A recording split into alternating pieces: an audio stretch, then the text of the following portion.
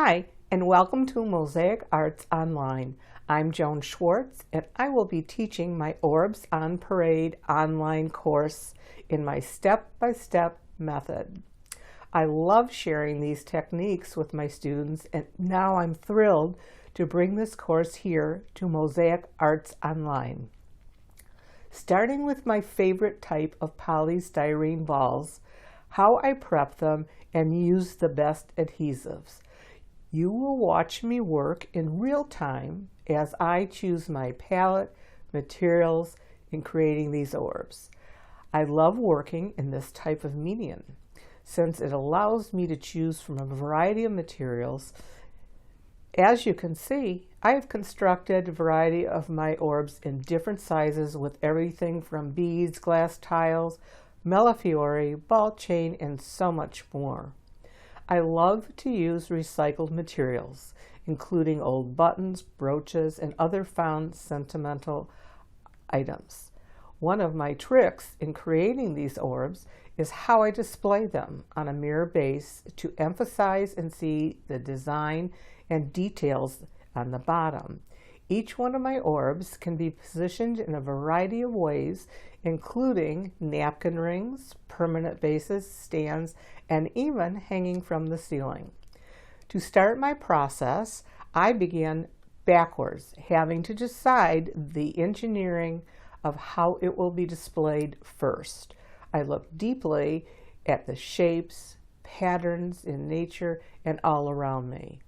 I choose my color palette, my tessera, and off I go. In this course, I will share my PowerPoint presentation to give you even more insight to my process and how I create. In the next session is a very detailed PDF with all the tools, materials, and resources for you to get started. I hope you will join me on this fun-filled journey of creating orbs and beyond. Joan, thank you so much for coming to Mosaic Arts Online. I am so thrilled to have this course here for our students. Well, thank you so much, Tammy, for inviting me. I'm also thrilled to be here. Oh, these make me so happy, and they're so festive, and they are so achievable. Anybody can do these, beginners, with your kids. I mean, this can go in so many different ranges. But tell me how you got started with the orb concept. Well, I like to work in dimensional items, and I just came across orbs one day and decided, oh, I'll play with these, and it just took off, and each one got a little bit bigger. This was one of my early ones, and they started to get bigger and even bigger than these. Yeah. But these are all only indoor, the way that I do my process on these. So they are not suitable for outside. Right. They're better for indoor interior display. And as you can see, it's something that probably these would want to be displayed inside anyway. But you teach so many fun techniques in this course. How to twirl the wire, how to add these like collectible doll heads. I mean, tell us a little bit more about all of these materials are so much bigger than maybe what mosaic artists are even aware of. Well, I collect things. I'm shopping. I'm someplace. You're a hoarder. I'm an organized hoarder. She's a very organized hoarder that you will see in this course how organized she is. It's amazing.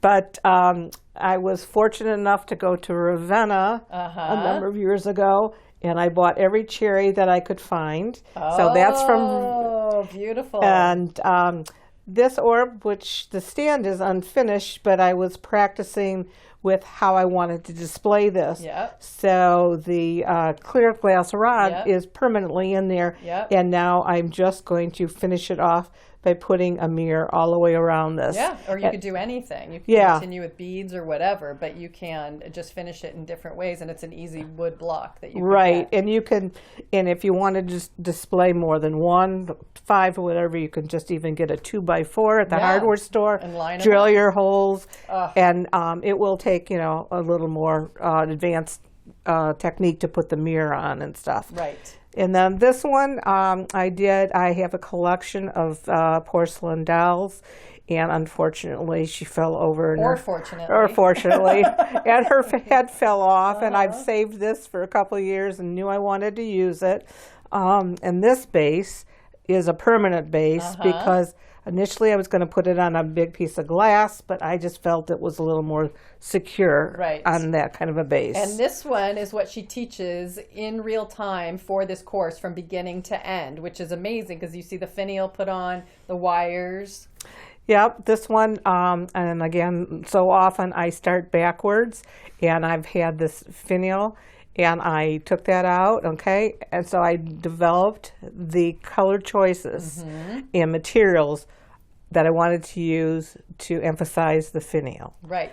And it's not on accident that it leans this way. You will learn in this course how you can get them to do different positioning even without a base. So there is a lot of technique that is in this course. It's not just about having a ball and putting materials on it. You've really developed a great technique to make these things so much more decorative and unique. Right. And this one just has even plastic flowers and leaves on them.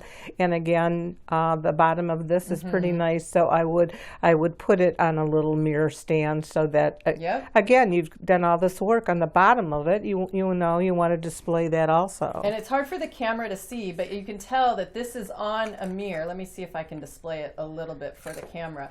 But with a napkin ring up and then displayed, you get to see the bottom of the orb. And that's the whole idea when they're sitting on a shelf or a table or somewhere, that you will see them display and not lose any of the detail that's at the bottom. Correct. It's incredible. I am so happy. And it's sort of like painting or different other mediums. It's like, when is enough enough? Yeah. You know, I might get to a point and I think, oh, this is good. And I thought, oh, no, why don't I did that with this. I said, oh, those are cute like that. And then I said, let's add some of that nice colored wire. Yeah, and so a couple of these are grouted, which she teaches how to grout in this course, and then some of them are not grouted, so you can decide on how tight your tesserae is, whether you want to grout them or not. But this is really a great course. It does come with a full PDF of, Joan has lots of choices where you can get your materials. You can start small, you can go big, but then tools wise, it's really not that complicated with all the tools that you need. And Epoxy Sculpt is your favorite adhesive, correct? It is for these. I almost always grout and I grout in black. I just like it the way it pops the colors because I use pretty bright colors. So I just paint the balls, prepare them in black. Yep. And then I use the Epoxy Sculpt because, boy, you put that on and they don't slide. Right. There's lots of good adhesives, but this does not slide. The least messy, too. And one thing that's important in clean is the cleaning and using a wire brush. You can start with a toothbrush. Which you go through in the course and all of that. Yep, I do. Yes. So I cannot thank you enough for bringing all of this here to Mosaic Arts Online. Well, just thanks a million for having me. And it's been great.